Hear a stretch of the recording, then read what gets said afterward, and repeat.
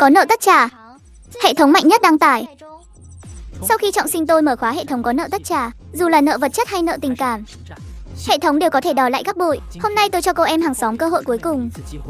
Trả đoạn cốt thảo cho tôi. Liêu Tử Hàm, cô nợ tôi đoạn cốt thảo đã trễ 1 tháng rồi. Đến lúc trả lại cho tôi rồi chứ.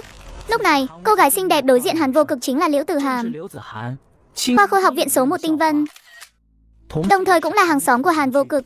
1 tháng trước, Liễu Tử Hàm chưa đột phá võ giả tứ phẩm đoạn cốt, tìm Hàn Vô Cực mượn cỏ. Nhành đoạn cốt thảo này mọc ra khi Hàn Vô Cực vừa chào đời, được chăm sóc kỹ lưỡng đến tận bây giờ. Anh vốn không muốn cho mượn, cô ta nói đột phá xong sẽ đền đáp gấp bội. Dù sao cũng là bạn bè thanh mai trúc mã, nên đành cho mượn vậy.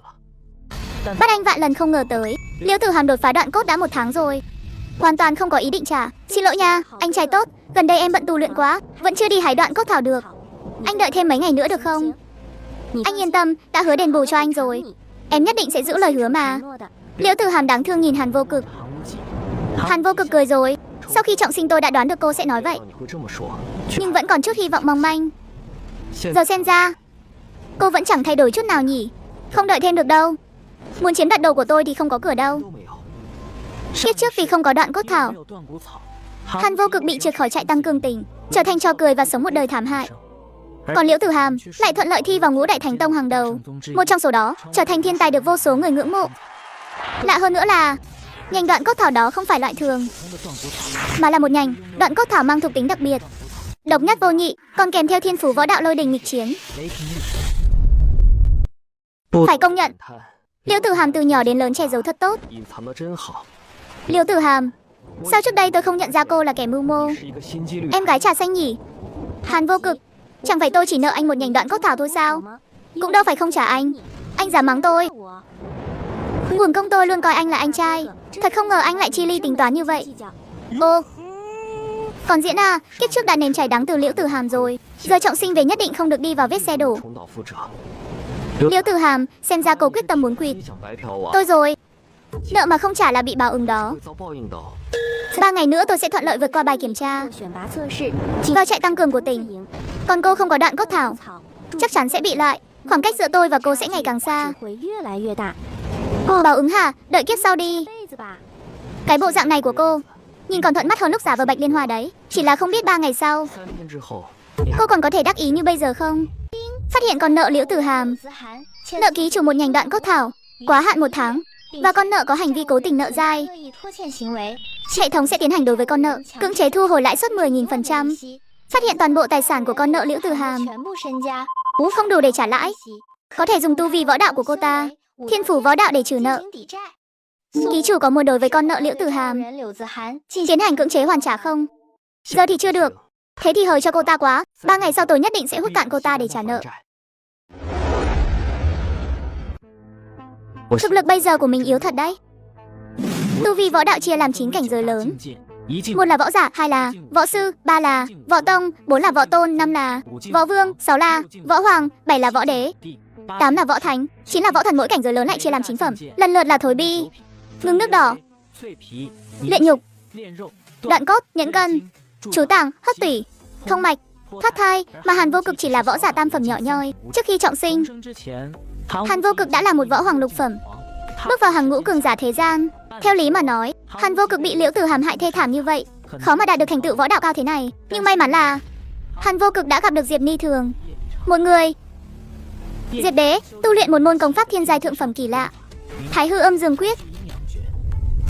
Mà Hàn Vô Cực sở hữu thể chất đặc biệt nào đó, vừa hay là vật dẫn tuyệt vời cho Diệp Ni Thường. Tu luyện 3 năm, tu vi của Hàn Vô Cực tiến triển thần tốc, hưởng hết mọi lợi lộc từ Diệp Ni Thường. Đợi đến khi Hàn Vô Cực đột phá võ đế thất phẩm, thì có thể phát huy toàn bộ thực lực của đỉnh lô, giúp Diệp Ni Thường đột phá võ thành bát phẩm, thậm chí là võ thần cửu phẩm. Chỉ tiếc là chưa kịp đột phá võ đế thất phẩm thì đại thảm họa võ đạo bùng phát, và Hàn Vô Cực cũng trọng sinh. Kiếp này gặp lại cô, không thể để cô đè nén nữa rồi. Đến lượt tôi đè cô rồi. Ở đây, tập trung hàng vạn tân sinh của học viện số 1 Thanh Vân, khổ luyện chỉ để tranh đoạt top 10 học viện, tham gia tuyển chọn trại tăng cường tỉnh, mà vào được trại tăng cường tỉnh đặc huấn mới có thể tham gia thử thách Thánh Tông, từ đó tiến vào một trong 5 đại Thánh Tông hàng đầu Long Quốc. Lúc này hàng vạn người ánh mắt rực rỡ nhìn chằm chằm dàn máy đo võ đạo đứng trước sân trường. Ở đây có mấy vạn người. Tôi là người đầu tiên kiểm tra, hơi run. Phải đi vệ sinh cái đã. Không phải chứ, ông mới có cấp 2 ngưng nước đỏ. Run cái gì mà run? Liên quan gì đến ông? Nhớ đâu lúc đó tôi bộc phát thì sao? Thì đã sao? Còn có vòng 2 nữa. Top 10 của 32 trường cộng lại là 320 người. Tranh giành 10 suất vào trại tăng cường tỉnh. Ông lên đó cũng chỉ làm nền thôi. Ông bạn, sao nói chuyện khó nghe thế? Mà này, mọi người nghĩ 10 người nào sẽ qua được bài kiểm tra? Người khác thì khó nói. Liễu Tử Hàm chắc chắn được. Nói thưa, Liễu Tử Hàm đã là võ giả tứ phẩm đoạn cốt rồi. Hơn nữa còn là thiên tài duy nhất của viện ta, thức tỉnh thiên phú võ đạo. Xuất vào trại tăng cường tỉnh này coi như nằm chắc. Cái gọi là thiên phú võ đạo chính là thức tỉnh một năng lực đặc biệt nào đó. Ví dụ như võ giả thức tỉnh cương cần thiết cốt. Khi ở võ giả nhất nhị phẩm, độ cứng của cơ thể đã có thể sánh ngang với tứ phẩm đoạn cốt, cho nên những người thức tỉnh thiên phú đều là những cá thể hiếm có. Thực lực áp đảo cùng cấp, thậm chí là vượt cấp. Kiếp trước mình dù sao cũng là cường giả võ hoàng lục phẩm. Cho dù không có đoạn cốt thảo để đột phá, thì đoạn cốt cũng là chuyện dễ như trở bàn tay. Chỉ tiếc là một mình không thể tu luyện Thái Hư Âm Dương Quyết. Nếu không, tốc độ tu luyện chắc chắn nhanh hơn bây giờ gấp nhiều lần. Kiếp trước khi Diệp Ni thường gặp Hàn Vô Cực, một mình tu luyện Thái Hư Âm Dương Quyết, khiến cô ta tu thành một khối băng. Mỗi đêm khuya đều phải chịu nỗi khổ của hàn độc băng hóa. Nếu Hàn Vô Cực tu luyện một mình, chắc chắn sẽ bị độc tố dương hỏa hành hạ, mỗi ngày như bị lửa thiêu đốt. Mình nhớ đợt trại tăng cường tỉnh này, có một thiên tài thiếu nữ tóc hồng, trong thử thách Thánh Tông đã lọt vào top 10. Hơn nữa cô ấy còn có thiên phú võ đạo CC, huyền âm linh lung thể độc nhất vô nhị. Đúng là đối tượng song tu tuyệt vời cho Thái Hư Âm Dương Quyết. Vậy nên trại tăng cường tỉnh này nhất định phải vào.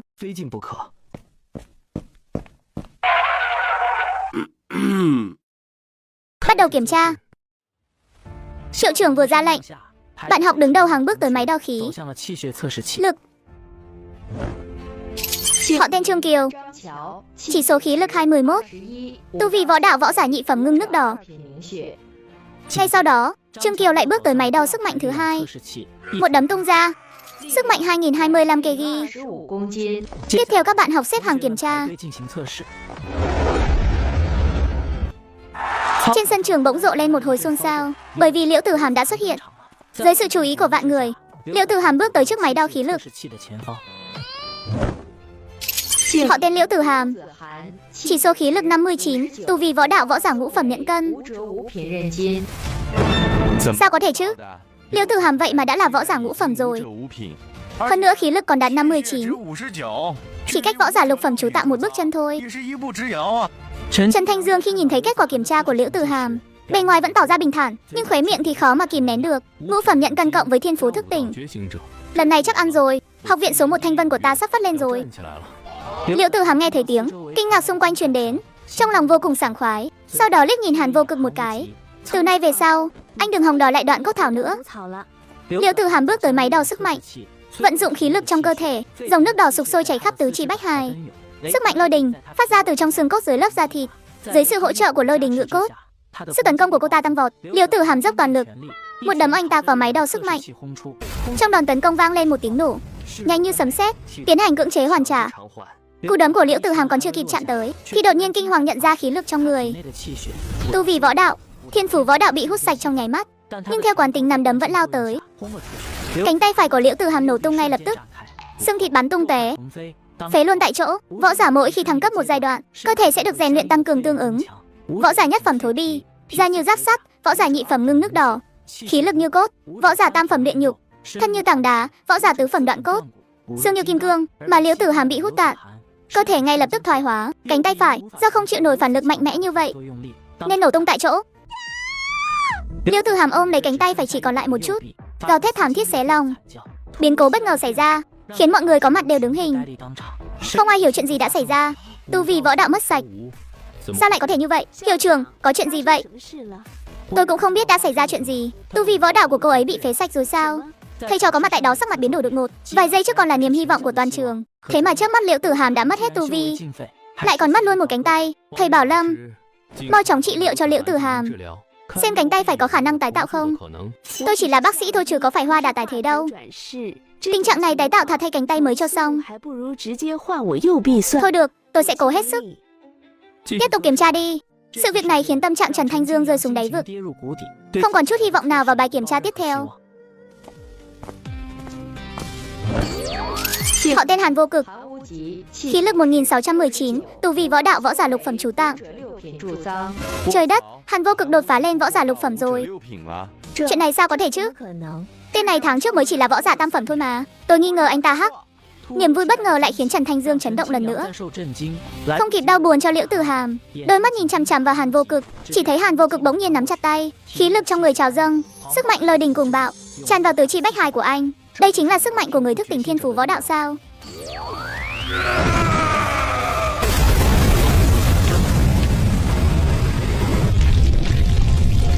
Sức mạnh 13.850 kg. Mọi người có mặt đều hít một ngụm khí lạnh, gương mặt đầy vẻ không thể tin nổi. Có đúng không vậy? Tỷ lệ khí lực và sức mạnh không phải là 100 sao? Võ giả lục phẩm mà sở hữu sức mạnh của ngũ phẩm. Cái máy này không hỏng đấy chứ? Tôi nghi ngờ Hàn Vô Cực dùng phần mềm lậu, nhưng không có bằng chứng. Lúc này hiệu trưởng Trần Thanh Dương đã nghĩ đến một khả năng khác. Hàn Vô Cực, có phải tháng vừa rồi em đã thức tỉnh thiên phú võ đạo không? Suy đoán đã được xác nhận. Trần Thanh Dương không kìm được cười lớn sảng khoái. Thầy trò có mặt cũng bừng tỉnh hiểu ra. Trong phút chốc, mọi người đều nhìn Hàn Vô Cực với ánh mắt ngưỡng mộ. Cuối cùng mình cũng lấy lại được đồ của mình.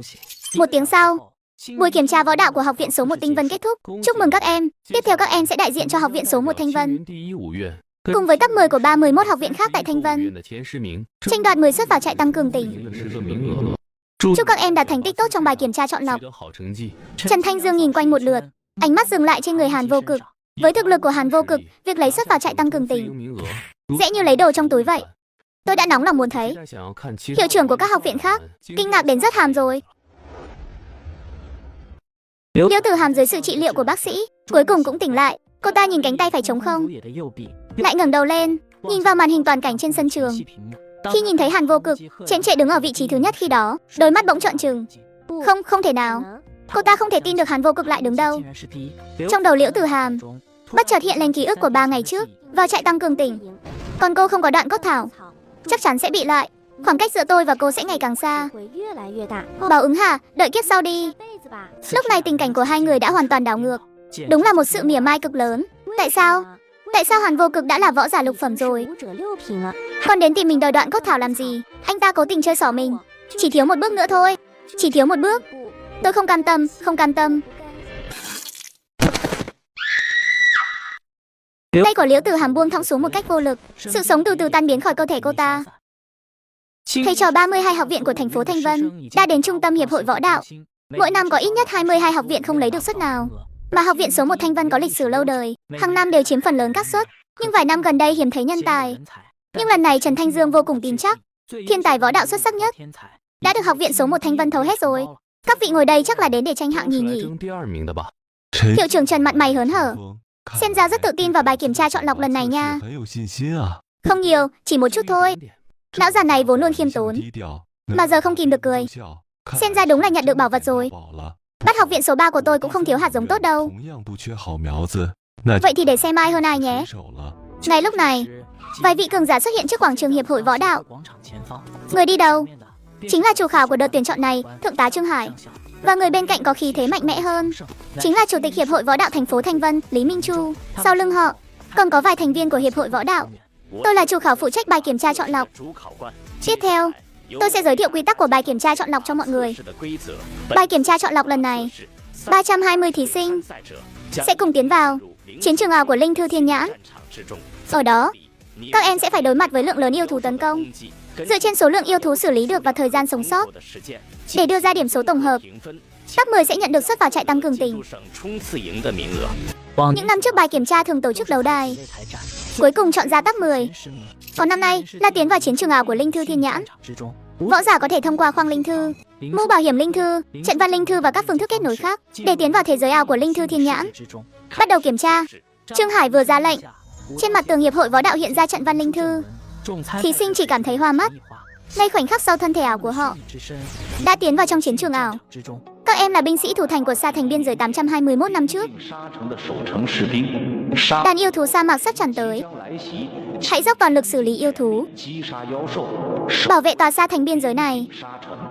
Cùng lúc đó, tại đại sảnh hiệp hội võ đạo, Trương Hải, Lý Vân Chu cùng các thầy cô hiệu trưởng theo dõi trực tiếp biểu hiện của các thí sinh. Trên sa thành, tường thành rung chuyển, như thể có thứ gì đó đang đào rỗng dưới lòng đất. Là kiến sa sắt, thân dài 1 mét, có lớp vỏ kim loại hóa, phần đuôi có thể phun axit ăn mòn. Thực lực của một con kiến sa sắt chỉ tương đương với võ giả nhất phẩm của con người, nhưng lỗ này đông quá mức rồi đấy. Trước mắt hàng vạn con kiến sa sắt xông tới sa thành biên giới. Những học sinh trong tháp ngà này đã bao giờ thấy cảnh tượng này đâu, thậm chí có người sợ đến mức phát khiếp. Chỉ thấy một học sinh vạm vỡ nắm lấy dụng cụ đặc biệt, mạnh bạo nhắm vào lũ kiến sa sắt. Một cây dụng cụ đặc biệt dài xẻ gió lao đi, cắm thẳng vào bầy kiến sa sắt. 6 con kiến sa sắt bị xuyên thủng ngay lập tức, biến thành một sâu xiên nướng khổng lồ. Ngay sau đó, 2 tay học sinh này hóa thành bệ phóng giáo, chộp lấy giáo trên tường thành phóng ra. Chỉ trong vài giây đã xuyên thủng 24 con kiến sa sắt. Mạnh hổ 30 điểm. Này ông bạn, chắc chắn là 18 tuổi không đấy? Tốt lắm, không hổ là hạng nhất của viện số 3 ta. Sau đó các thí sinh cũng lần lượt tung đòn tấn công. Nhưng rất nhanh nhiều con kiến sa sắt đã bò lên tường thành. Hàn Vô Cực tay cầm một cây đồ chơi dài. Mỗi lần ra chiêu, đầu đồ chơi đều xuyên thủng một cách gọn gàng đầu lâu của kiến sa sắt. Dưới chân anh đã chất đầy xác kiến sa sắt. Hàn Vô Cực 66 điểm. Kỹ thuật dùng đồ chơi tốt lắm, không hổ là hạng nhất của viện ta. Biết trước Hàn Vô Cực chọn tu luyện kiếm pháp vì không cưỡng lại được sự lôi cuốn của ngự kiếm phi hành. Sau khi gặp Diệp Ni Thường, lại không cưỡng lại được sự quyến rũ của Diệp Ni Thường, bắt đầu tu luyện kỹ thuật dùng đồ chơi. Huống hồ Diệp Ni Thường còn có một môn kỹ thuật dùng đồ chơi thiên giai, Cửu Tiêu Long Yên Thương, uy lực vô biên. Với tu vi võ giả lục phẩm của Hàn Vô Cực, triển khai chỉ cần một lần là sẽ hút cạn mọi sức lực của anh. Ở phía bên kia một nữ sinh tóc ngắn vung tay chỉ, các dưới chân tường thành ngay lập tức ngưng tụ thành mấy hàng gai cát, đâm xuyên vài con kiến sa sắt. Giây tiếp theo lại ngưng tụ ra 10 thanh kiếm cát, bắn ra dữ dội. Những con kiến sa sắt bò lên tường thành, bị kiếm cát bắn rụng hàng loạt. Đây chính là thiên phú võ đạo cấp bi của cô ấy đến kiểm soát lưu xa. Quả nhiên là người thức tỉnh thiên phú võ đạo. Kinh ngạc là đúng rồi, không hổ là hạng nhất của viện số 5 ta. Số lượng kiến sa sắt giảm mạnh, lưu kiến còn lại tụ lại thành cụm, lao nhanh về phía tường thành. Cẩn thận! Tường thành bị nổ một lỗ lớn. Thí sinh ở gần không kịp né tránh, bị sóng xung kích từ vụ nổ và axit ăn mòn nuốt chửng. Thân thể áo bay màu ngay tại chỗ, bị loại khỏi cuộc chơi. Mà phản ứng dây chuyền từ vụ nổ khiến tường thành nhanh chóng sụp đổ. Một số người tham gia nhảy vào sa mạc để trụ lại được. Đột nhiên, phía trước sa mạc lại xuất hiện lượng lớn lông vũ. Bọ cạp độc tiến đi, yêu thú bậc 3 thông thường, thân dài 2 mét, đuôi kim có kịch độc. Sau khi bị kim độc đâm trúng, võ giả dưới 4 phẩm sẽ nhanh chóng mất khả năng chiến đấu. Hàng trăm con bọ cạp độc tiễn đi xếp thành mấy hàng, nhắm vào những người tham gia cách đó 60 mét. Lôi đình ngự cốt tỏa ra khí thế cực mạnh.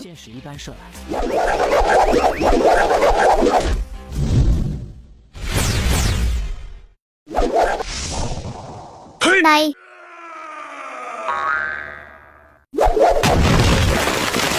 Sức mạnh này đến quỷ cũng thấy biến thái đấy. Ông bạn là mày bắn đá hình người à? Vi Xiên anh em ốt trình quá. May mà tôi cũng không kém. Vừa dứt lời, Mạnh Hổ gầm lên như dã thú, thân hình tăng vọt, trên da mọc ra lớp lông như bạch hổ. Đây chính là thiên phủ võ đạo, bất phà thú hóa. Tôi lên trước đây. Giây tiếp theo Mạnh Hổ đơn thương độc mã, lao vào xử lý bầy bọ cạp độc tiễn đi phía trước. Lúc này, một con bọ cạp lẻ loi không phải đối thủ của Mạnh Hổ. Nhưng nếu Mạnh Hổ rơi vào vòng vây của bầy bọ cạp độc, kết quả chắc chắn là lành ít dữ nhiều. Hiệu trưởng học viện số 3 Lưu Kiến Phong thấy cảnh này, trong lòng vô cùng lo lắng. Bình tĩnh chút đi. Trên chiến trường không chỉ có mỗi Mạnh Hổ, những người khác cũng lần lượt lao đến xử lý bầy bọ cạp độc. Trên màn hình của Hiệp hội Võ đạo hiện ra một bảng xếp hạng thời gian thực. Hàn Vô Cực, học viện số 1 Thanh Vân hạng nhất, 969 điểm. Chiến lược quá thấp, Hàn Vô Cực của học viện số 1 lại mạnh thế sao? Mạnh Hổ và Hoàng Phong Linh đều là người thức tỉnh thiên phú cộng thêm đoạn cốt 4 phẩm mà. Vậy mà bị Hàn Vô Cực nghiền nát. Hơn nữa cậu nhóc này thương pháp tinh diệu, khí huyết trong chú tạng dồi dào không dứt như lò lửa. Đây là biểu hiện của võ giả 6 phẩm chú tạng. Cái gì? Hàn Vô Cực vậy mà là võ giả 6 phẩm? Vừa dứt lời, hiện trường một phen xôn xao. Võ giả 4 phẩm tham gia đã là trần nhà rồi, vậy mà Hàn Vô Cực lại cao hơn hẳn 2 tiểu cảnh giới. Hèn gì lão già này ngay từ đầu đã nắm chắc phần thắng. Thì ra là có thiên tài võ giả 6 phẩm thế này.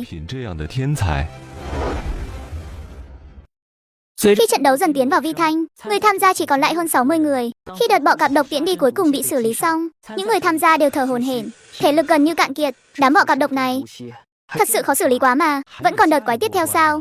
Vừa dứt lời, mặt cát dưới chân hai người tham gia đột nhiên sụp xuống. Mọi người kinh hãi lùi lại phía sau thành. Giây tiếp theo hố cát sụt xuống tung bụi mịt mù. Một luồng khí thế đáng sợ tỏa ra từ thân hình Trư Mẫu Sa Huyện, đè ép khiến nhiều người có mặt tái mét mặt mày, không thở nổi. Ba si gì thế này? Vậy mà là yêu thú cấp tinh anh. Hàn Vô Cực võ giả 6 phẩm mạnh nhất chúng ta, cũng kém Trư Mẫu tới 4 cảnh giới. Chúng ta mới 3-4 phẩm. Sao mà đánh lại con Trư Mẫu tinh anh này? Hay là đầu hàng đi, còn đỡ bị nhục. Sợ cái gì? Tôi lên trước đây. Anh.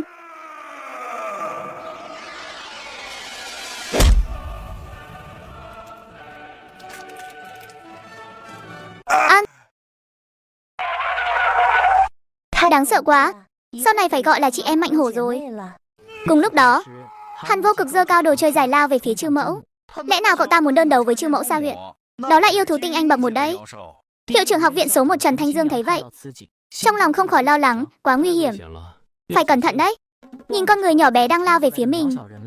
Trư Mẫu phóng ra một tấm lưới khổng lồ, nhưng thân hình Hàn Vô Cực như quỷ mị lướt qua trong nháy mắt. Nhưng người tham gia phía sau Hàn Vô Cực đang quan sát trận đấu thì không được may mắn như thế. Hừ, Mạnh Hổ ta sao có thể né tránh nhuệ khí của ngươi?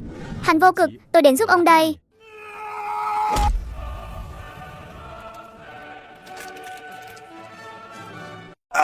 Võ giả 4 phẩm đối mặt với yêu thú tinh anh bậc 1, dù là người thức tỉnh thiên phú võ đạo cũng không chịu nổi một đòn. Đã đáng sợ như vậy thì chỉ có thể dùng chiêu này tiễn ngươi lên đường thôi.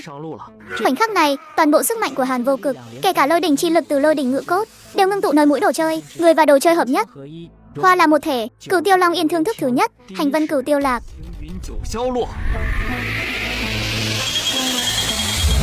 Ông Khương quán nhật trụy tinh vân, cửu tiêu vân thúy vạn bản khuy. Lúc này Hàn Vô Cực đã bị hút cạn, chỉ là thi triển một bản lỗi của Cửu Tiêu Long Yên Thương. Vì trong cơ thể Hàn Vô Cực chưa khai mở đủ 9 đường long mạch, thậm chí chưa phát huy được 1/1000 uy lực. Nhưng để xử lý một con Trư Mẫu Sa Huyện thì dư sức. Vi Xiên Hàn Vô Cực đã xử lý xong yêu thú tinh anh bậc 1. Trư Mẫu đã bay màu rồi. Hệ thống có nợ tất trả, đăng tải hệ thống mạnh nhất. Sau khi trọng sinh tôi đã mở khóa hệ thống có nợ tất trả. Dù là nợ vật chất hay nợ tình cảm, hệ thống đều có thể đòi lại gấp bội. Mọi chuyện xảy ra trước mắt thật quá chấn động.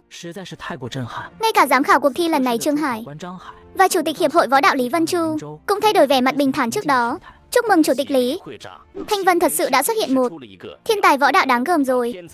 Không chỉ là thiên tài võ đạo đáng gờm, mà còn là trăm năm khó gặp trên cả nước đấy. Cậu bạn tên Hàn Vô Cực này, chiêu thức vừa thi triển là thương pháp gì thế? Sát thương vậy mà lại lớn đến thế. Chủ tịch Lý, ông có nhìn ra không? Cái này tôi cũng không nhìn ra được. Nhưng tuổi còn nhỏ mà đã có thương pháp như vậy, đã là chuyện xưa nay hiếm thấy. Tôi thấy rằng thiên phủ võ đạo của Hàn Vô Cực có lẽ liên quan đến thương. Một chiêu Cửu Tiêu Long Yên Thương bản lỗi đã vắt kiệt toàn bộ thể lực của tôi rồi. Tu vi hiện tại của Nhiên vẫn còn quá thấp. Chúc mừng các vị đã vượt qua thử thách thủ thành Sa Thành thành công. Nhìn thành tích top 10 trên quảng trường, hiện trường lập tức xôn xao. Ảo thật đấy. Điểm kiểm tra của Hàn Vô Cực vậy mà gấp 5 lần người đứng thứ 2. Đúng là quá cường điệu. Lần đầu tiên thấy khoảng cách lớn thế này. Học sinh trường tôi đơn đấu xử lý yêu thú tinh anh bậc 1, thực lực căn bản không cùng đẳng cấp với người khác. Hiệu trưởng Trần, hèn gì hôm nay ông lại bình tĩnh thế? Thì ra học viện số 1 Thanh Vân đang giấu một con rồng thực thụ. Chúng ta là bạn bao nhiêu năm nay, vậy mà ông chẳng tiết lộ chút tin tức nào. Ông Lưu à, nói ra chắc ông không tin. Tôi cũng mới biết ngày hôm nay thôi. Thực lực của Hàn Vô Cực mạnh đến vậy, đây hoàn toàn là lời nói thật lòng. Vì sau bài kiểm tra sáng nay, Trần Thanh Dương mới biết Hàn Vô Cực đã là võ giả 6 phẩm. Càng không thể ngờ rằng Hàn Vô Cực có thể đơn đấu xử lý yêu thú tinh anh bậc 1. Nhưng rõ ràng Lưu Kiến Phong không tin. Ông lừa quỷ á. Lão già này xấu xa thật đấy. Tôi tuyên bố đợt tuyển chọn trại tăng cường tỉnh đã kết thúc tốt đẹp. Chúc mừng 10 bạn học sinh đã thành công vào trại tăng cường tỉnh. Ngày mai các em sẽ lên chuyến tàu chuyên dụng đến trại tăng cường tỉnh để tập huấn trong 2 tháng. Sau khi đợt đặc huấn kết thúc, Lý Vân Chu vốn luôn lạnh lùng cũng đích thân đến trước mặt Hàn Vô Cực, dành cho cậu những lời khen ngợi và khích lệ. Căn cứ quân sự canh phòng nghiêm ngặt này là một trong 3 đội quân lẫy lừng nhất Long Quốc. Huyết Huyền Quân cùng với Đãng Ma Ti, Long Lăng Vệ được mệnh danh là tam đại hộ thần của quân đội Long Quốc. Trong đó, nhiệm vụ chính của Huyết Huyền Quân là xử lý yêu thú, bảo vệ thành phố, khám phá các bí cảnh di tích. Đãng Ma Ti chủ yếu nhắm vào tà ma ngoại đạo, tà tu cổ đạo, còn Long Lăng vệ là sự tồn tại đặc biệt và bí ẩn nhất, chuyên xử lý các sự kiện trọng đại liên quan đến an ninh quốc gia.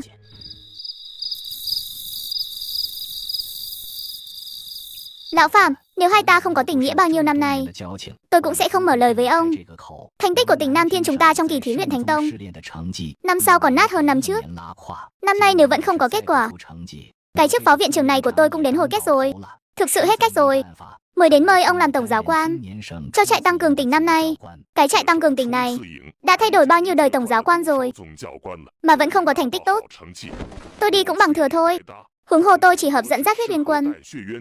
Chính vì mấy năm nay không có thành tích tốt nên mới mời tướng quân Huyết Uyên Quân xuất mã. Với lại ông cũng không muốn thấy tỉnh Nam Thiên chúng ta đứng bét trong kỳ thí luyện Thánh Tông chứ. Tôi có thể đồng ý với ông, nhưng có một chuyện tôi phải nói trước. Chuyện gì? Mời tôi làm tổng giáo quan. Tôi sẽ dùng phương pháp huấn luyện Huyết Uyên Quân để huấn luyện đám nhóc mới nhú này. Cường độ sẽ lớn hơn nhiều so với đặc huấn thông thường đấy. Nỗi khổ trong đó không phải người bình thường có thể chịu nổi. Hơn 100 thành viên này là những thiên tài võ đạo được chọn lọc kỹ lưỡng từ hàng triệu học sinh trong toàn tỉnh. Tôi tin rằng các em có thể chịu được sự mài dũa này. Sáng ngày hôm sau, chuyến tàu chuyên dụng hướng tới trại tăng cường tỉnh tiến vào ga tàu thành phố Thanh Vân trong tiếng gầm rú. Các học sinh lần lượt bước lên chuyến tàu chuyên dụng này. Trên tàu, Hàn Vô Cực đưa mắt nhìn phong cảnh đang lùi nhanh ngoài cửa sổ, trong đầu hồi tưởng lại những trải nghiệm mấy ngày qua. Trọng sinh nhận được hệ thống có nợ tất trả và thành công hút cạn tu vi võ đạo của Liễu Tử Hàm, cùng với thiên phủ võ đạo Lôi Đình hút sạch sẽ luôn, thuận lợi vượt qua bài kiểm tra tuyển chọn vào trại tăng cường tỉnh. So với kiếp trước, quỹ đạo cuộc đời của Hàn Vô Cực đã có sự thay đổi long trời lở đất. Ông bạn, làm quen chút đi. Tôi là Mạnh Hổ, hổ trong hổ báo ấy. Tôi là Hàn Vô Cực. Ha ha ha, tôi biết mà. Ông bạn giỏi thật đấy. Đời này tôi chưa phục ai bao giờ. Ông là người đầu tiên đơn đấu xử lý được Trừ Mẫu Sa huyện đấy. Chiêu đồ chơi đó miệng nó ngầu lòi luôn. Thiên phủ võ đạo của ông cũng khá đấy. Nhưng mà hai cú đá đó ông không sao chứ? Không sao không sao. Vết thương nhỏ thôi. 2 tiếng sau, tàu thao thiết dừng lại gần dãy núi Long Tích. Xuống xe, có nợ tất trả. Đăng tải hệ thống mạnh nhất. Sau khi trọng sinh tôi đã mở khóa hệ thống có nợ tất trả. Dù là nợ vật chất hay nợ tình cảm, hệ thống đều có thể đòi lại gấp bội. Đưa tôi đến cái xó nào thế này? Đây vẫn còn ở tỉnh Nam Thiên à? Nơi hoang vu hẻo lánh thế này chả thấy chạy huấn luyện đâu. Mọi người đi tới một thung lũng. Lúc này nơi đây đã tụ tập hơn 100 người. Ngoài một số quân nhân mặc quân phục, số còn lại đều là những người trẻ tuổi gương mặt còn non nớt. Người của thành phố Thanh Vân đến rồi. Như vậy là người của 12 thành phố đã đến đông đủ. Không đúng, vẫn còn người chưa đến. Tỉnh Nam Thiên chẳng phải tổng cộng chỉ có 12 thành phố sao? Chẳng lẽ còn có thành phố thứ 13? Cái đó thì không phải, nhưng theo tôi được biết, trại tăng cường tỉnh năm nay còn có 8 học sinh đặc cách. Học sinh đặc cách, vừa dứt lời, các thiên tài võ đạo của các nơi đều lộ vẻ ngạc nhiên. Hàn Vô Cực lại tỏ ra vô cùng bình tĩnh, vì cậu đã sớm biết chuyện này. Hơn nữa, thiếu nữ tóc hồng sở hữu huyền âm linh lung thể đó chính là một trong 8 học sinh đặc cách. 8 học sinh đặc cách này, từ 1 tháng trước, đã sớm nhận được suất vào trại tăng cường tỉnh. Không cần tham gia bài kiểm tra tuyển chọn. Cái gì? Chúng ta chảy ra chóc phải tham gia tuyển chọn, vượt qua hàng triệu người để nổi bật lên, mới vào được trại tăng cường tỉnh. Họ dựa vào cái gì chứ? Không sai, đúng là ở đâu cũng có dùng quan hệ đi cửa sau. Cái này thì các bạn hiểu lầm rồi. 8 học sinh đặc cách này không phải vào bằng quan hệ đâu, hoàn toàn dựa vào thực lực cá nhân đấy. Thấp nhất cũng là võ giả 5 phẩm. Hơn nữa, ít nhất cũng thức tỉnh thiên phủ võ đạo cấp Anh trở lên. Nghe vậy tim mọi người không khỏi thắt lại. Những người có mặt ở đây, chỉ có rất ít người đạt đến võ giả 5 phẩm, chứ đừng nói đến việc thức tỉnh thiên phủ võ đạo cấp Anh trở lên. Hèn gì họ có thể được trại tăng cường tỉnh tuyển đặc cách. Tôi thừa nhận vừa nãy tôi nói hơi to tiếng chút. Nam sinh tiết lộ tin mật này tên là Bùi Tiêu Sinh. Ông nội cậu ta chính là phó viện trưởng Sở Giáo dục và Khảo thí tỉnh Nam Thiên Bùi Thiên Lý. Chính vì thế, Bùi Tiêu Sinh mới biết được nhiều tin nội bộ như vậy. Mấy người này là học sinh đặc cách sao?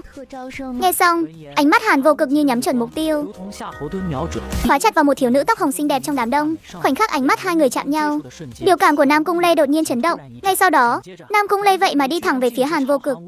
Ngũ quan của cô nàng vô cùng tinh xảo, đôi mắt như những viên minh châu rực rỡ.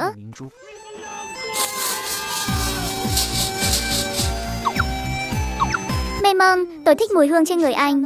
Năm đó đại mỹ nhân Diệp cũng từng nói câu tương tự. Chẳng lẽ mình là mị ma thánh thể bẩm sinh sao? Nhưng hình như chỉ có tác dụng với Tảng Băng và Nam Cung Lê. Hàn Vô Cực đã từng tưởng tượng rất nhiều lần về việc làm sao để tiếp cận Nam Cung Lê, nhưng không tài nào ngờ được lại là theo cách này. Chuyện gì thế này? Các người đang làm cái gì vậy? Tô Hoàng Nhi bảo vệ Nam Cung Lê phía sau, vẻ mặt cảnh giác nhìn Hàn Vô Cực. Anh đã làm gì anh Lê rồi? Tôi nói đây là một sự hiểu lầm. Cô có tin không? Tô Hoàng Nhi lúc này cũng nhận ra có điều không ổn. Với thực lực của Nam Cung Lê, nếu có nam sinh nào không biết điều, muốn lại gần cô ấy, đã sớm bị đóng thành băng trôi rồi. Anh Lê, vừa rồi cậu sao thế? Trên người anh ấy thương quá à? Tôi quen Nam Cung Lê bao nhiêu năm nay, cậu ấy chưa bao giờ lại gần bất kỳ nam sinh nào. Vừa nãy vậy mà lại chủ động dán vào lòng một nam sinh, cứ như bị chúng ta vậy. Không đúng, quá không đúng luôn. Sơ hở một chút là anh Lê suýt bị dụ đi mất rồi. Anh Lê chưa hiểu sự đời, sau này phải tránh xa hắn ta ra chút. Tô Hoàng Nhi chắn trước mặt Nam Cung Lê, nhìn cứ như một con hổ cái đang bảo vệ con non vậy. Không vào hang cọp, sao bắt được cọp con? Ha ha ha ha. Anh cười cái gì? Tôi đột nhiên nhớ tới một chuyện vui thôi. Anh Lê, chúng ta đi. Sau này phải tránh xa anh ta ra, biết chưa? Tại sao ạ? Ôi, nhìn bóng lưng hai người rời đi, Hàn Vô Cực mỉm cười nhướng mày. Thú vị đấy. Nam thanh niên này là ai thế? Không biết, hình như đến từ thành phố Thanh Vân. Hai cô gái đó không chỉ xinh đẹp mà còn mang hai phong cách hoàn toàn khác nhau. Có ai biết cô gái tóc hồng này không?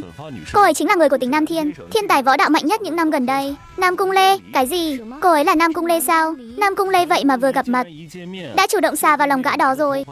Vi Xiên tên đó đúng là tốt số thật. Lúc này một nam sinh cờ bắp cuồn cuộn, đỉnh đầu nhọn hoắt đi ngang qua. Hàn Vô Cực lập tức nhớ lại thời đại võ đạo đại thảm họa. Loại đầu lâu nhọn hoắt như thế này sẽ đột nhiên nứt ra làm 3 mảnh miệng lớn, biến thành quái vật dọn dẹp nuốt chửng mọi sinh vật. Và nguồn gốc của toàn bộ thảm họa đó chính là dược phẩm gen mang tên thực thần. Võ giả dùng dược phẩm gen, thực lực tăng vọt trong thời gian ngắn, nhưng tác dụng phụ là rụng tóc, đỉnh đầu biến nhọn, cho đến một ngày đột nhiên nứt ra, nuốt chửng khắp nơi, hình thành nên võ đạo đại thảm họa. May mà còn 10 năm nữa mới tới võ đạo đại thảm họa, nhưng mà đỉnh đầu tên này nhọn thế kia, xem ra dược phẩm gen dùng không ít đâu. Có nợ tất trả, đăng tải hệ thống mạnh nhất. Sau khi trọng sinh tôi đã mở khóa hệ thống có nợ tất trả, dù là nợ vật chất hay nợ tình cảm, hệ thống đều có thể đòi lại gấp bội. Đây là huy hiệu của Huyết Uyên Quân. Lẽ nào đây là căn cứ quân sự của Huyết Uyên Quân? Huyết Uyên Quân với tư cách là Long Quốc, một trong 3 đội quân lẫy lừng nhất, có thể nói là không ai không biết, không ai không hay. Dưới sự dẫn dắt của Trương Hải, mọi người đi tới sân tập luyện. Khi thế này chắc phải đến cấp võ vương rồi, là cường giả có cảnh giới tu vi võ đạo cao nhất mà tôi gặp được từ khi trọng sinh tới nay. Tướng quân Mê Mông, trong điều kiện bình thường, ngay cả quân nhân Huyết Uyên Quân chính quy, tôi cũng không đích thân huấn luyện. Lần này nhận lời người ta, tôi cũng muốn xem thử. Bùi Thiên Lý nói về hai thiên tài đặc cách có bản lĩnh lớn cỡ nào. Ánh mắt của ông ta khi dừng lại trên người Nam Cung Lê và Tô Hoàng Nhi, trong mắt không khỏi lóe lên một tia sáng. Lão Bùi đúng là không lừa mình, thực sự có vài mầm non tốt. Như các bạn đã thấy, trại tăng cường tỉnh năm nay chính là nằm trong danh trại của quân đoàn 11 Huyết Uyên Quân. Từ ngày hôm nay, các bạn sẽ được huấn luyện theo tiêu chuẩn tân binh Huyết Uyên Quân, tiến hành đặc huấn quân sự hóa trong 2 tháng. Nói xong, Phạm Hàn Lệ liếc nhìn một sĩ quan phía sau. Tôi là giáo quan huấn luyện chính của các bạn. Nửa tháng đầu sẽ huấn luyện cơ bản cho các bạn, nửa tháng sau sẽ bắt đầu thực chiến săn tìm xử lý yêu thú. Khi nghe đến thực chiến săn tìm xử lý yêu thú, mọi người đều vô cùng hoang mang, vì cái này không giống như trong hệ thống ảo có thể hồi sinh được. Đây là thực tế, thậm chí mạnh như Huyết Uyên Quân cũng khó tránh khỏi mất mát. Tôi biết các bạn đang lo lắng điều gì. Cho dù là bí cảnh cấp 1 thấp nhất, có Huyết Uyên Quân đi cùng cũng không có nghĩa là tuyệt đối an toàn. Cho nên các bạn phải dốc hết sức nâng cao thực lực của mình. Sau khi bài phát biểu kết thúc, bắt đầu phát thẻ thân phận cho từng người và sắp xếp ký túc xá trong căn cứ quân sự.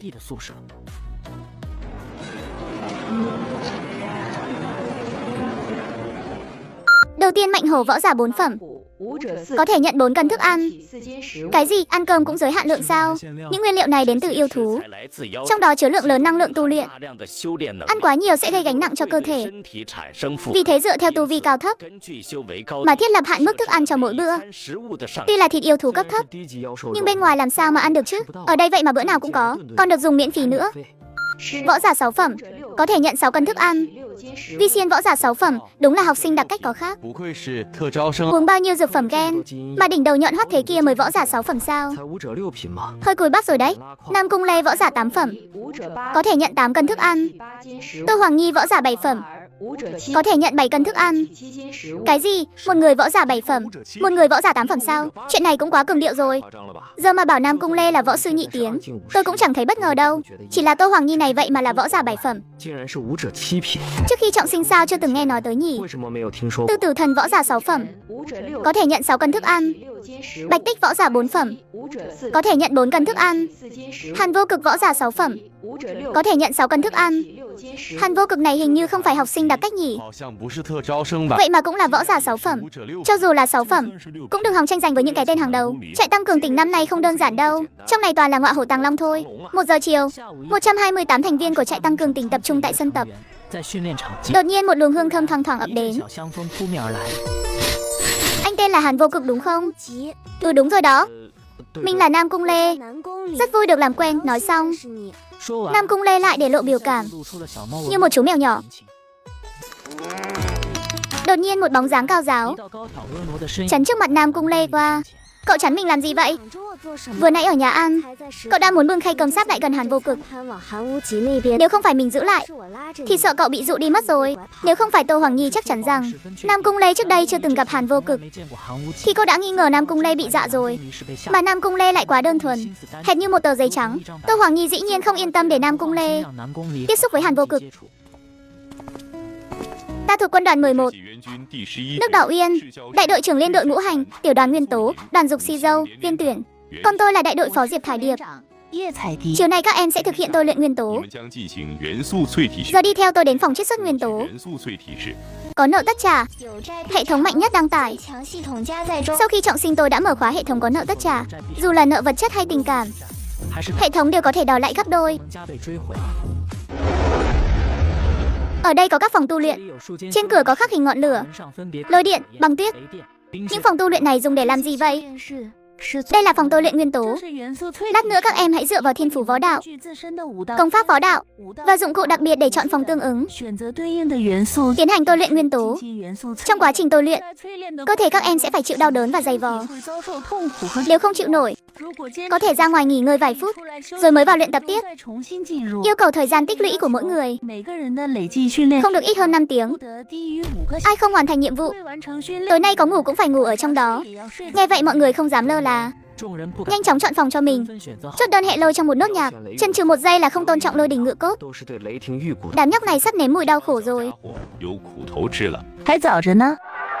Dù giờ chỉ mới ở cường độ thấp nhất, cũng đủ để đám lính mới này khóc thét lên. Lúc này những người ở trong phòng tôi luyện cảm nhận được các nguyên tố cuồng bạo len lỏi vào da thịt, xi dâu và thịt vào tận ngũ tạng, cảm giác như bị kim châm hay dụng cụ đặc biệt cứa qua. Đau quá đi mất thôi. Mình muốn ra ngoài. Cậu ta vào lâu chưa? Mới 5 giây. Nếu thấy khó quá thì giờ bỏ cuộc khỏi trại tăng cường vẫn còn kịp. Bỏ cuộc? Đùa à? Có heo cũng phải heo ở trong trại này. Trong phòng hệ lôi, Hàn Vô Cực ngồi xếp bằng. Xung quanh đầy những tia sét cuồng bạo, như những con rắn bạc nhỏ uốn lượn. Nhân cơ hội này, đột phá lên võ giả thất phẩm luôn. Hàn Vô Cực khẽ cử động, bắt đầu điên cuồng hấp thụ nguyên tố lôi. Hệ lôi của Không Hổ Danh là một trong những nguồn năng lượng hùng hãn nhất thiên địa. Đột phá rồi sao? Người anh em, ông không thấy đau chút nào à? Cùng lúc đó, huyền âm linh lung thể của Nam Cung Lê tự vận hành, hút sạch toàn bộ nguyên tố băng trong phòng. Quanh cô ấy tạo thành một vòng xoáy đáng sợ. Chị em ơi, tin vui nè. Tu luyện 5 tiếng quá là đơn giản luôn. Tin buồn là thời gian chưa chắc đã được tính. Chúng ta có nên tiếp tục không? Mình nghĩ là nên ra báo cáo tình hình với giáo quan đi. Trong khi đó, khí thế phát ra từ người Tô Hoàng Nhi còn nóng hơn cả nguyên tố hỏa trong phòng. Những người khác chỉ có thể tạm né tránh. Chuyện gì thế này? Tô Hoàng Nhi như một cái lò lửa lớn vậy. Nhiệt độ cả phòng đều tăng vọt rồi. Không xong, mình chịu hết nổi rồi. Cuối cùng ngoại trừ Tô Hoàng Nhi thì chỉ còn lại tên đầu nhọn ở bên trong. Ta là võ giả lục phẩm, lại là đệ tử của võ quán cực đạo. Nếu chút lửa này cũng không chịu được thì mớ cơ bắp bất động này chỉ để làm cả nhà. Khi Nặc vừa nghiến răng chịu đựng, vừa lấy từ túi ra một ống dược phẩm gen, thuần thục tiêm vào người mình. Khi dược phẩm gen vào cơ thể, Cân xanh trên người Thi Nặc nổi lên cuồn cuộn, cuối cùng cũng trụ vững trước cái nóng. Nhưng cái đầu của hắn dường như lại nhọn thêm. Lúc này từ các phòng hệ băng và hệ hỏa, mọi người bước ra, đang báo cáo tình hình cho giáo quan Viên Tuyển và giáo quan Diệp Thải Điệp. Giáo quan, nguyên tố băng trong phòng chúng em hình như bị Nam Cung Lê hút sạch rồi. Bên trong chẳng còn thấy cái lạnh nữa. Giáo quan, nhiệt độ phòng hệ hỏa có gì đó bất thường, chắc là liên quan đến Tô Hoàng Nhi. Giáo quan mau vào xem thử đi. Viên Tuyển và Diệp Thải Điệp biến sắc, lập tức vào phòng tôi luyện hệ băng và phòng hệ hỏa để kiểm tra tình hình. Bất thường này chắc là do thiên phú của Nam Cung Lê và Tô Hoàng Nhi gây ra rồi. Mê Mơn, đại đội trưởng, giờ tính sao? Tình hình đặc biệt, chỉ có thể mở phòng băng hỏa tầng 2 thôi. Thải Điệp, cô đi báo cáo việc này lên cấp trên đi. Rõ, mệt như cồn luôn rồi. Ăn xong còn phải tu luyện thêm 2 tiếng. Mấy ông nghe gì chưa? Lúc tập chiều nay, Nam Cung Lê đã hút sạch nguyên tố băng trong phòng luôn đó. Xịn thế, thật hay đùa đấy. Thật mà, vì chuyện này nên mới phải mở phòng tầng 2 đó. Đỉnh thật, nhưng Tô Hoàng Nhi thì ngược lại. Cô ấy làm nhiệt độ tăng tới 80 độ. Xích nướng chín tôi luôn rồi. Đừng quên Tô Hoàng Nhi là võ giả thất phẩm, duy nhất trong trại này đó. Sai rồi, còn một người nữa. Tôi tận mắt nhìn thấy Hàn Vô Cực ở phòng hệ lôi cũng đã đột phá lên võ giả thất phẩm rồi. Cái gì? Tin, có nợ tất trả. Hệ thống mạnh nhất đăng tải. Sau khi trọng sinh tôi đã mở khóa hệ thống có nợ tất trả. Dù là nợ vật chất hay tình cảm, hệ thống đều đòi lại gấp đôi. Khí huyết mới có 71, vẫn còn chậm quá. Trong vòng 10 năm, tôi phải từ võ giả nhất cảnh đột phá đến đỉnh cao võ thần cửu cảnh. Để ngăn đại thảm họa võ đạo, nên việc nâng tu vi giờ cách nhanh nhất là dựa vào hệ thống. Muốn dùng hệ thống, trước tiên phải trở thành chủ nợ của người khác, giống như lúc Liễu Tử Hàm mượn đoạn cốt thảo vậy. Nhưng giờ túi mình còn sạch hơn cả mặt, chẳng có gì để cho mượn cả. Xem ra chỉ có thể kiếm nợ ân tình thôi. Từ hôm nay mỗi ngày làm một việc tốt. Chỉ là không biết sau này sẽ thu được bao nhiêu lãi đây. Tướng quân Phạm Hàn Lệ đang xem thông tin của 128 thành viên trong trại tăng cường tỉnh đã nhận lời nhờ vả thì phải làm cho ra hồn mới được. Nếu không kết quả mà bết bát thì chính mình cũng thấy ngại. Sau khi xem xong toàn bộ hồ sơ, ánh mắt tướng quân Phạm Hàn Lệ dừng lại ở dòng thiên phủ võ đạo. Trong hồ sơ quân nước Đỏ Uyên sao lại là ẩn số? Xem ra nhà Nam Cung đang cố ý giấu giếm. Khi nhìn đến dòng chữ cuối cùng, tướng quân Phạm Hàn Lệ bỗng giật mình. Nguyệt Hồng Liên là một võ hoàng lục cảnh lừng lẫy, thực lực cao hơn ta một đại cảnh giới. Tô Hoàng Nhi vậy mà là đệ tử chân truyền của Xích Nhan nữ hoàng Nguyệt Hồng Liên. Khi Phạm Hàn Lệ thấy hồ sơ Hàn Vô Cực, biểu cảm bỗng sững lại, rồi mở video so tài bên dưới. Cách dùng đồ chơi đệ nhất thức, tinh vân cửu tiêu lạc. Cậu học sinh tên Hàn Vô Cực này, tuổi còn nhỏ mà trình độ dùng đồ chơi dài vượt xa ta lúc 18 tuổi. 6 giờ sáng, 128 thành viên trại tăng cường đã tập trung xong ở sân tập. Hôm nay, tôi dạy các em công pháp rèn thân của quân đội. Thiết nước đỏ chiến phá công gồm 2 phần, là Trạm Tư Cửu Trang và Trạm Thể Bát Thức. Một lát sau, giáo quan Viên Tuyển đã diễn luyện xong Trạm Tư Cửu Trang và Trạm Thể Bát Thức. Một lượt cho mọi người thấy, và những thiên tài được tuyển chọn này chỉ cần nhìn một lần là thuộc ngay. Nửa tháng tới, mỗi sáng 4 tiếng đồng hồ sẽ dạy các em cách dùng dụng cụ đặc biệt. Giờ tôi cùng 2 giáo quan nữa sẽ diễn luyện một loại dụng cụ đặc biệt. Các em có thể tùy theo bản thân mà chọn học bất kỳ món nào. Nói rồi giáo quan Thất Phu vẫy tay, món đồ chơi dài hơn 3 mét bay khỏi giá, rơi vào tay ông ấy. Chỉ thấy đầu đồ chơi dài rung lên, chiêu thức ra như chớp, chiêu dẫn liên miên không dứt.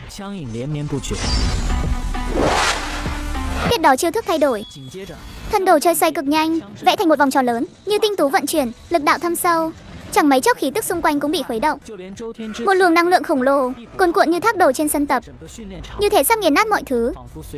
Khi nhiều người mặt mày tái mét, mồ hôi nhễ nhại, sắp không trụ nổi nữa, giáo quan Thất Vũ liền thu đồ chơi lại, dị tượng biến mất. Nhưng mọi người vẫn chưa hoàn hồn. Đây là cách dùng đồ chơi dài gì vậy? Uy lực quá đáng sợ. Bộ kỹ năng tôi vừa diễn luyện là võ kỹ cách dùng đồ chơi địa giai trung phẩm, lục hợp hỗn thiên thương. Lại là võ kỹ địa giai trung phẩm sao? Hèn gì uy lực kinh khủng như vậy. Võ kỹ địa giai trung phẩm mà chúng ta cũng được học hả? Xịn đét luôn trời ơi.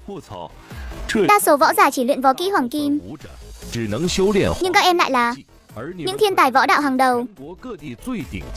Luyện võ kỹ địa giai trung phẩm cũng thường thôi, không có gì phải ngạc nhiên cả.